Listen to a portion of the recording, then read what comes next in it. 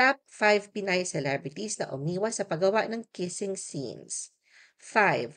Ang starstruck alumna na si Ira Mariano ay hindi pumapayag sa kissing scenes hanggat hindi dumarating ang lalaking mamahalin niya. Nanindigan siya sa pagiging konserbatibo bilang respeto sa sarili at sa kanyang paniniwala. 4. May no kissing scene rule si Michelle Vito sa career niya. Tinitiyak niyang walang halikan sa mga roles na tinatanggap niya. Para sa kanya, hindi sukatan ng tagumpay ang paggawa ng lahat ng eksena. 3. Bagamat may ilang kissing scenes, pinipili ni Barbie Forteza ang mga eksenang komportable siya.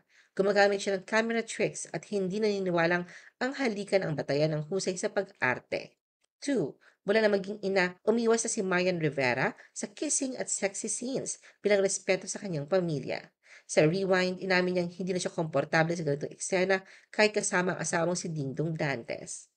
1. Matagal ng vocal si Alessandra De Rossi sa pag-iwas sa kissing scenes lalo na kung hindi ito kailangan sa kwento. Kamakailan inamin niya na naging traumatic ang isa sa mga unang kissing scenes na ginawa niya na naging dahilan kung bakit naging maingat siya sa pagtanggap ng ganitong roles.